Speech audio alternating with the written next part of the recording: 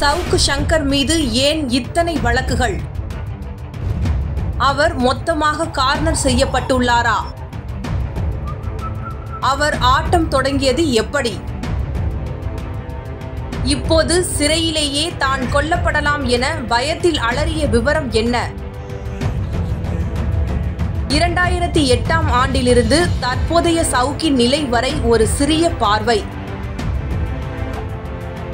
சவுக்கு சங்கர் தமிழ்நாடு அரசின் கண்காணிப்பு மற்றும் லஞ்ச ஒழிப்புத் துறையில் இளநிலை உதவியாளராக பணியாற்றியவர். 2008ஆம் ஆண்டில் லஞ்ச ஒழிப்புத்துறையின் இயக்குனர் SK உபாத்தியாய்க்கும் தலைமைச் செயலாளர் LK திருபாதிக்கும் இடையே நிகழ்ந்த தொலைபேசி உரையாடலின் குரல் பதிவை கசியவிட்டதாக இவர் பணியிடை நீக்கம் செய்யப்பட்டார். இந்த விவகாரம் தொடர்பாக CBCID காவல்துறையால் கைது செய்யப்பட்டார். இதற்கு பிறகு சவுக்கு என்ற பெயரில் வலைப்பதிவு பக்கம் ஒன்றை துவங்கி அதில் எழுத தொடங்கினார்.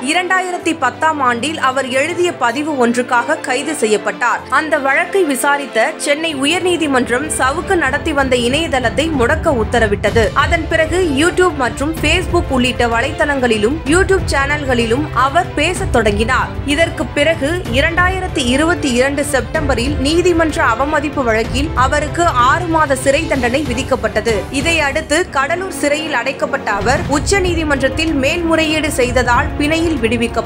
அதனைத் தொடர்ந்து தற்போது நாடாளுமன்ற தேர்தல் நடந்து கொண்டிருக்கும் நிலையில் ஆளுங்கட்சி எதிர்க்கட்சி என தொடர்ச்சியாக பல விமர்சன எதிர்கருத்துகளையும் ஆதாரம் இருப்பதாக கூறி பேசி வந்தார். இந்த நிலையில்தான் தற்போது பெண் காவலர்களை அவதூறாக பேசிய வழக்கில் தற்போது அவர் குண்டர் சட்டத்திலும் கைது செய்யப்பட்டிருக்கிறார். அவரது பேட்டிகளை ஒளிபரப்பிய யூடியூப் சேனலின் எடிட்டரான ஃபெலிக்ஸ் ஜெரால்ட் என்பவரும் தற்போது கைது செய்யப்பட்டிருக்கிறார். இந்த அவதூறு கருத்துக்கள் தொடர்பாக மே மாதம் 3ஆம் தேதி அன்று காவல்துறை உதவி ஆய்வாளர் ஒருவர் கோயமுத்தூர் மாவட்ட சைபர் கிரைம் காவல்துறையில் புகார் அளித்தார். இதை அடுத்து சவுக்கு சங்கர் மீது 294B, 353, 509 தமிழ்நாடு பெண்கள் வன்கொடுமை தடுப்பு சட்டத்தின் பிரிவு 4, IT சட்டத்தின் பிரிவு 67 ஆகிய பிரிவுகளின் கீழ் வழக்கு பதிவு செய்யப்பட்டது. இந்த புகாரின் அடிப்படையில் தேனியில் ஒரு தனியார் விடுதியில் தங்கியிருந்த சங்கரை மே 4ஆம் தேதி அதிகாலை 3 மணியளவில் கோவை நகர சைபர் கிரைம் காவல்துறை கைது செய்தது. தேனியில் சங்கரை கைது செய்ய பழனி செட்டிப்பட்டி காவல்துறையினர் வந்தபோது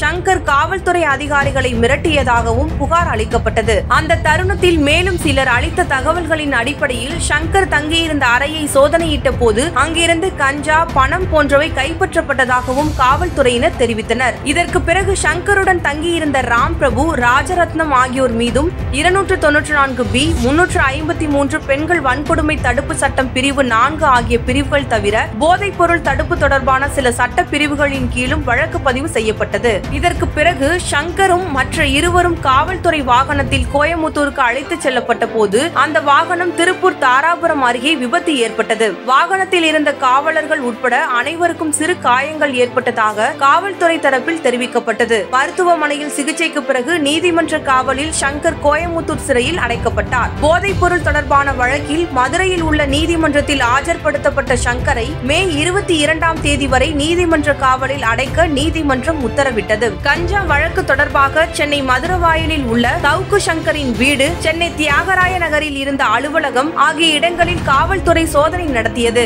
இந்த நிலையில் மே 6ஆம் தேதி அன்று செய்தியாளர்களை சந்தித்த சவுக்கு சங்கரின் வழக்கறிஞர் S. கோபாலகிருஷ்ணன் கோயமுத்தூர் சிறையில் சங்கர் தாக்கப்பட்டதாகவும் அவரது வலது கையில் முறிவு ஏற்பட்டிருப்பதாகவும் தெரிவித்தார். இதற்கு பிறகு அவரது தாயார் கமலா சென்னை உயர்நீதிமன்றத்தில் ஆட்கொணர்வு மனு ஒன்றை தாக்கல் செய்ததோடு சங்கர் காயப்படுத்தப்பட்டிருப்பது குறித்து நீதித்துறை விசாரணை நடத்த வேண்டும் என கோரினார். சவுக்கு சங்கரும் இது தொடர்பாக மனு ஒன்றை தாக்கல் செய்தார். இதற்கு இடையே அவர் மீது குண்டர் சட்டமும் பாய்ந்தது. அடுத்ததாக சவுக்கு சங்கரை காவலில் எடுத்து விசாரிக்க கோவை சைபர் கிரைம் போலீசார் கோவை 4வது மாஜிஸ்ட்ரேட் கோர்ட்டில் மனு தாக்கல் செய்தனர். அந்த மனு மீது விசாரணை நடத்திய மாஜிஸ்ட்ரேட் சரவணபாபு சவுக்கு சங்கரை ஒரு நாள் மட்டும் காவலில் எடுத்து விசாரணை நடத்த அனுமதி அளித்தார். இதை அடுத்து போலீசார் நேற்று முன்தினம் அவரை ரகசிய இடத்தில் வைத்து விசாரணை நடத்தினார்கள். பின்னர் விசாரணை முடிந்ததும் பலத்த பாதுகாப்புடன் சவுக்கு சங்கரை கோவை கோர்ட்டுக்கு அழைத்து வந்தனர். பின்னர் மாஜிஸ்ட்ரேட் சரவணபாபு முன்னிலையில் ஆஜர்படுத்தினார்கள். அப்போது சவுக்கு சங்கர் தன்னை வேறு அறைக்கு மாற்ற வேண்டும் என்று மாஜிஸ்ட்ரேட்டிடம் கோரிக்கை விடுத்தார். அதை கேட்ட மாஜிஸ்ட்ரேட், உங்கள் கோரிக்கையை மனுவாக எழுதி கொடுங்கள், சட்ட உதவி மையம் மூலம் உரிய நடவடிக்கை எடுக்கப்படும் என்று கூறினார். இதை அடுத்து சவுக்கு சங்கரை வருகிற 28ஆம் தேதி வரை நீதிமன்ற காவலில் வைக்க மாஜிஸ்ட்ரேட் சரவணபாபு உத்தரவிட்டார். இதைத் தொடர்ந்து போலீசார் பலத்த பாதுகாப்புடன் சவுக்கு சங்கரை அழைத்துச் சென்று கோவை மத்திய சிறையில் அடைத்தனர். முன்னதாக இந்த வழக்கில் ஜாமீன் மனுவை விசாரித்த மாஜிஸ்ட்ரேட்